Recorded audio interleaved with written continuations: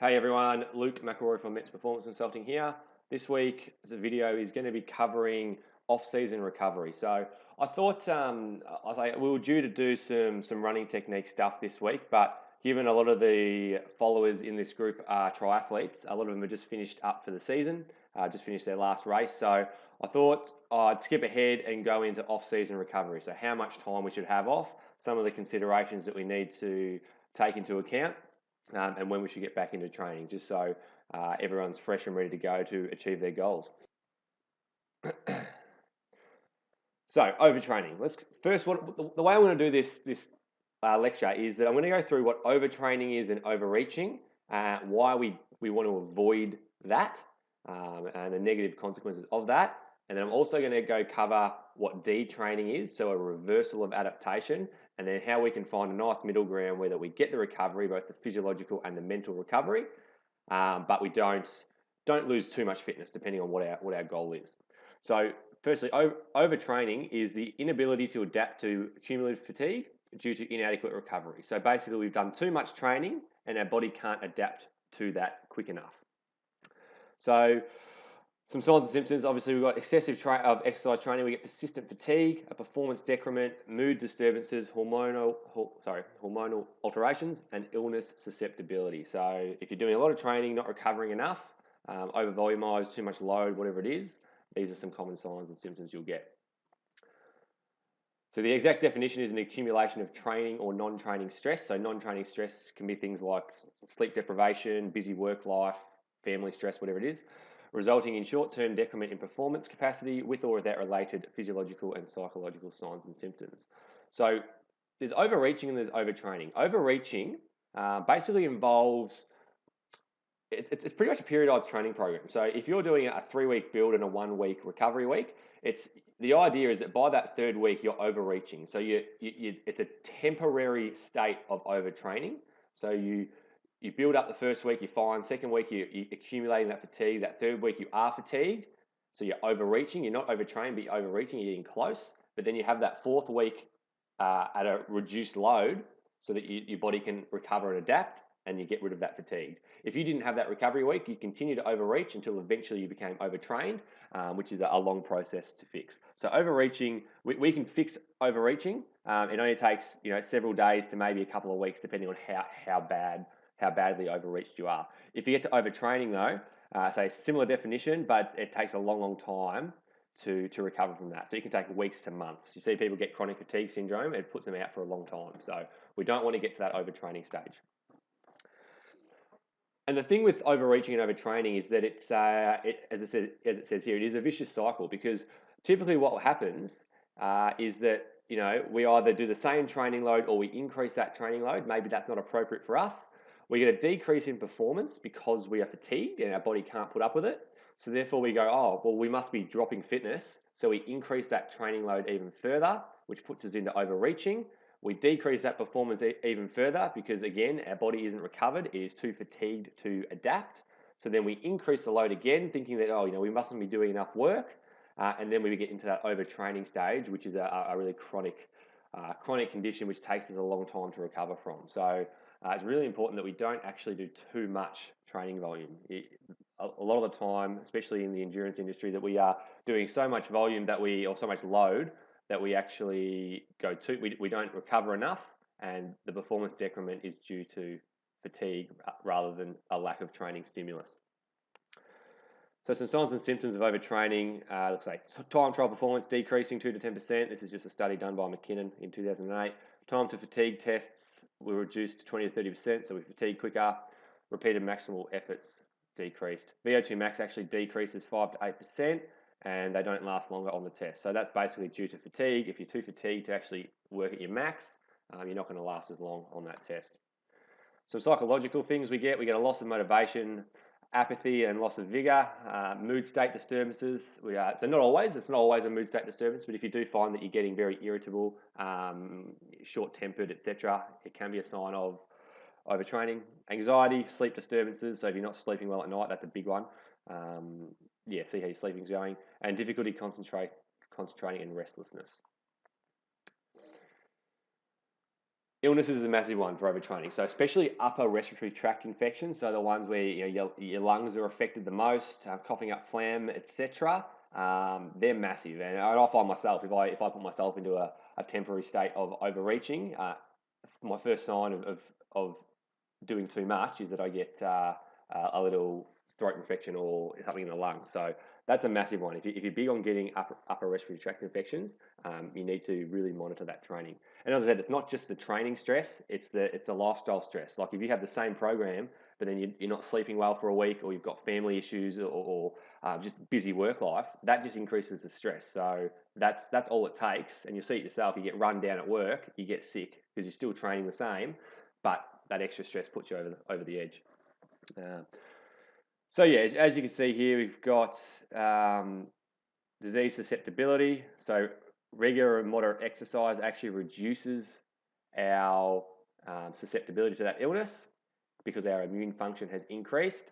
But when we become overtrained through either too much volume, too much intensity, or too much frequency, or a combination of all three, then so we become overtrained, our disease susceptibility increases and our immune function significantly decreases. And you see it yourself, you get sick after a hard race where you've just gone maximal, whether it's an hour race or a 12-hour race. You often get sick in the days after that because your immune your immune function has decreased significantly. So overtraining treatment, look, once it's diagnosed, and say that, as it says here, there's no treatment for overtraining. It's just time. You need time. So we've got to reduce that training load, so that duration and intensity. Sometimes you have to completely stop. You've got to increase the training variety, get that mental stimulation in there because it can be very tedious just doing the same thing over and over again. And just pretty much regenerative and like relaxation sort of stuff. So massage, hydrotherapy, obviously providing emotional support. That's all going to help with overtraining.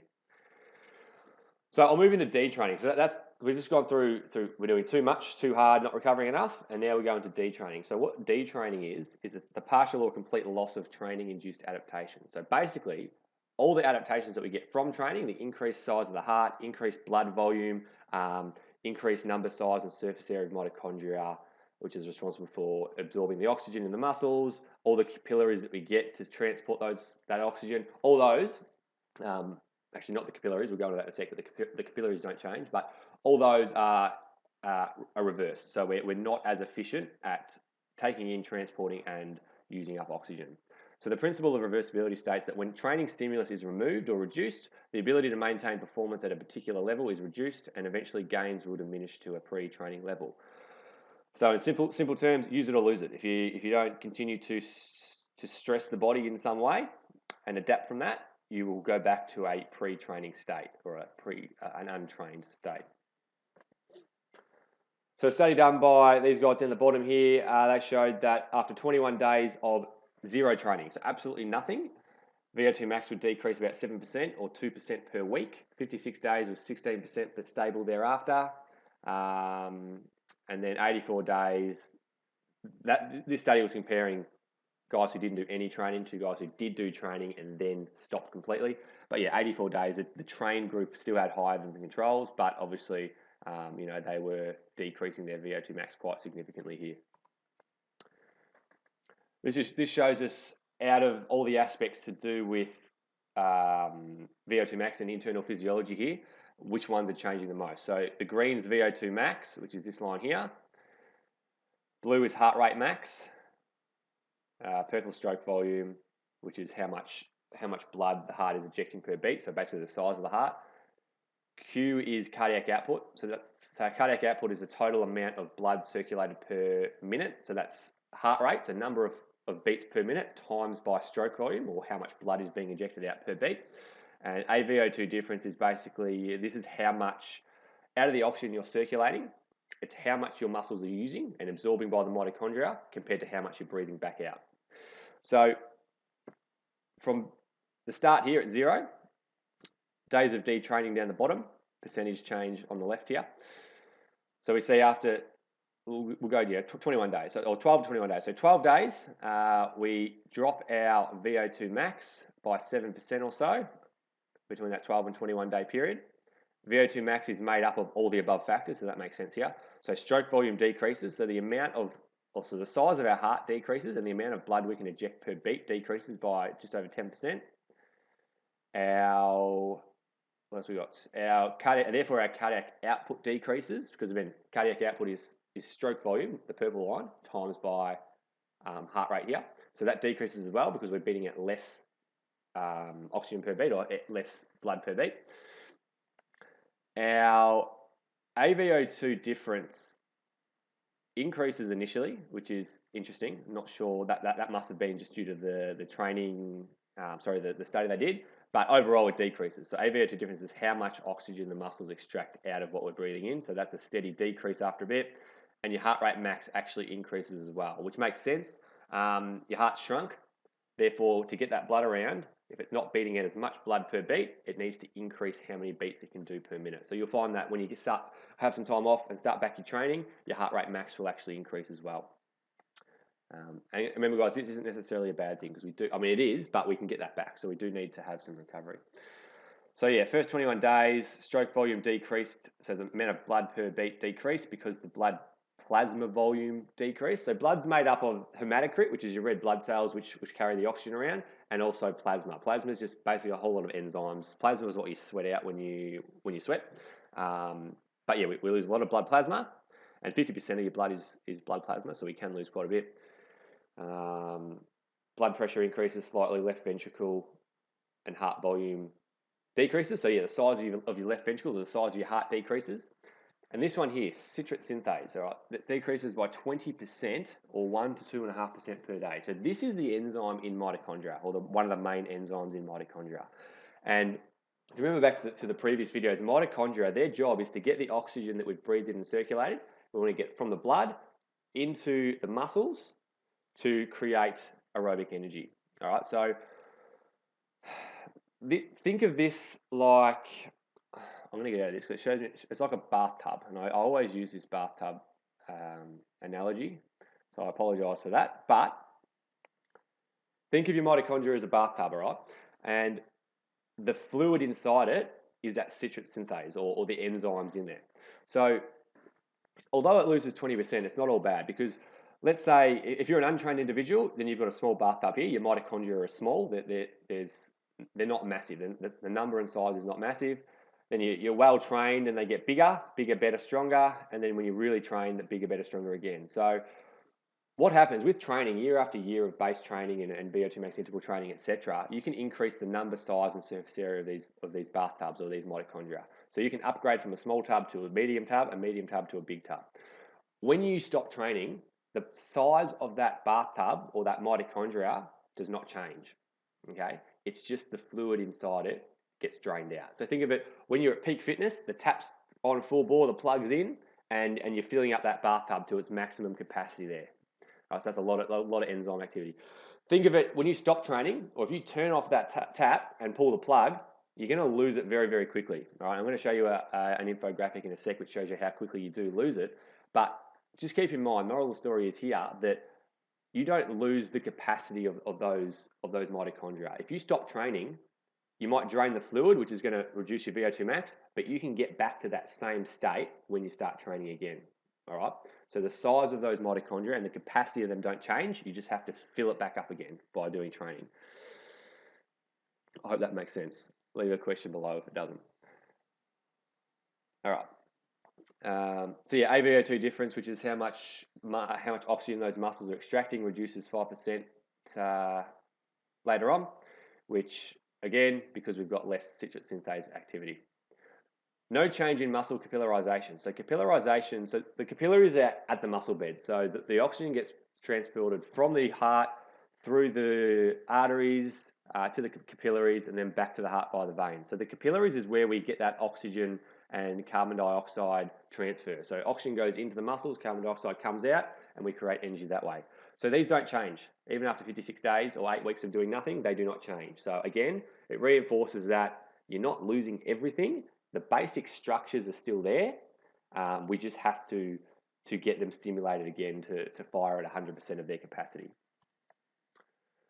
This is a study done from some untrained individuals. They went out and did 5 weeks of training, and then they did 1 week of nothing, complete detraining, and this is showing the effects. So they saw some steady, or some very significant increases. This is all to do with the mitochondrial content. All right, remember, so that not increasing the size of that tub, but just the content in there. So they've turned on the tap basically for 4 weeks. 1, 2, 3, 4, 5 weeks, sorry, 5 weeks here. And then they did literally nothing for that 1 week. So they've turned the tap off, pulled the plug, and as we know, when you pull the plug in a bathtub, it drops the water level very quickly. So they actually lost from here 1, 2, 3, 4. So 4 weeks of training here. They lost that whole 4 weeks of mitochondrial content in just 1 week. So 4 weeks to get it, 1 week to lose it. So you lose it very quickly here. And then to retrain it, it took 4 weeks to get back up. So this is for an untrained individual. So it's a little bit different for the really fit guys. But moral of the story is, unfortunately, with these mitochondrial content, or our muscles' ability to extract that oxygen, 4 weeks of effort is lost in 1 week of detraining. And you see, if you continue to detrain, you're back to a complete resting state after that sort of 3 to 4 weeks here. But yeah, don't get too caught up in that. All right, oops, went back. All right, so let's go into recovery. So I've just gone through overtraining and detraining. Probably a little bit overwhelmed in terms of, I know we lose fitness very quickly, but a couple of things that I would recommend for off-season training. All right, first of all, there's individual variations. If you are absolutely mentally and physically exhausted, you're going to need more time off than somebody else. All right, and that's just being smart. You've got a long season ahead. Taking a month off, or even 6 weeks off, or 2 months off, if you need to, is not going that is going to benefit you in the long run. Okay, so that's point number one. So individual variations. If you're really driven and motivated, and the body feels good, and you've got no niggly injuries, mentally you're in a good state, emotionally you're in a good state, you're not going to need as much time. What I would recommend, okay? So active recovery, for most people, active recovery for 1 to 5 weeks. All right. So what active recovery is, it is a very low intensity variation of what you're doing. So if you're a road cyclist, then you can do something else. Go for a swim. Don't jump on the bike. Get that mental stimulation by changing and varying the sessions that you're doing. Go out and go for a swim, or get the mountain bike out and just do some trails. Leave all your watches and your heart rate and data at home. Just go out and enjoy it. Go for a bushwalk, walk the dog, whatever it is. Just do something that you're not already doing, just to get that mental refresher, but while still being active. And it should just be a light intensity. Don't go out and smash yourself. Just really light intensity, low heart rate, just enjoying it when you want. And that's the other thing, just do it when you want. So 1 week of completely unstructured training. So that means if you want to go for a walk, go for a walk. If you want to go for a mountain bike ride, go for a mountain bike ride. If you don't want to do it, then don't do it. Don't say, oh no, I haven't done something for 3 days. I need to mentally say, I need to do this tomorrow, because that's not a mental break. You just want to just do not care at all for that first week, right? Just do whatever you want when you want, and do something different. After that, 2 to 4 weeks of unstructured training, but I like to include one intense session. And the reason I like to include one intense session is, as we saw, we lose most of our fitness in that first 21 days, all right? And I didn't show you there's plenty of science behind it. I can get it if you want, but I didn't show you the science behind it. But intensity is the single most important factor in reducing your detraining. All right, so if you want to keep your mitochondrial enzyme content up, you want to keep the size of your heart up, AVO2 difference up, etc., your blood volume up, intensity is the best way to do it. It can be 20 minutes of high intensity training. That's all you need to do it once a week, just to fight off some of that decline. All the studies I showed you, that was when we went from doing lots of training to literally nothing. No active recovery, just nothing. All right. So just chucking in 1 a week is not gonna mentally drain you. Okay, it's fine. It's just 1 a week, and the rest can just be as week 1 was, completely unstructured. Train if you want. If you don't want to train, fine, don't. All right. So 2 to 4 weeks there is good. So just get that one session in. After that, depending on where you're at, you need to gauge physically and psychologically and emotionally where you're at. But then you can start to gradually build the load up thereafter. All right. So you don't just jump straight back into full training. Just build it up. So you've got that one intense session. Well, now you start to introduce a base ride, and then a base long run, and then a swim, and then eventually building up that load. So load being frequency, duration, and intensity. Build that up to where you want to go. The other thing to consider, guys, is obviously when is your next race. If it's your A race is 9 months away, you can take a lot of time off. Don't worry about it. You'll get your fitness back. 6 months is heaps of time to get from completely unfit to completely peaked. So if you've got another race, in 2 months or 3 months or 4 months, then we're looking at, definitely including this one intense session for 2 to 4 weeks. So we don't want to lose all that fitness because it's going to take a long time to get, as we know, it takes 4 times as long to get it back. So I hope that makes sense. If there's any question, put them below. I will get to them. But yeah, long story short, you need the mental and physical break. You do not want to get into overtraining. If you overtrain now, it is months and months and months to recover from that. I'd rather be completely detrained than overtrained because you can get back from detraining. You're not going to so you're not going to lose the internal structures. So your capillarization is going to stay the same. Your mitochondria will stay the same size. All we need to do is fill it back up with those enzymes through training. So you're not going to lose those internal physiological structures. So if you are really, really fit now and do nothing for 4 weeks, you can get back to that exact same point, okay? And then build on that as well, and then build on that as well, and get fitter and fitter every year. So you take the time off, take the mental break, get one session in where it's just 30 seconds on, 30 seconds off on the bike for 20 minutes, or do a VO2 max interval session, whatever you choose to do. Just get that intensity high, and then gradually build that load thereafter. So again, put the questions below. I'll get around to them. Love to hear your feedback, and if you have any other topics that you want covered other than the ones I've already advertised, then by all means flick them through or put them below. Thanks guys. See you soon.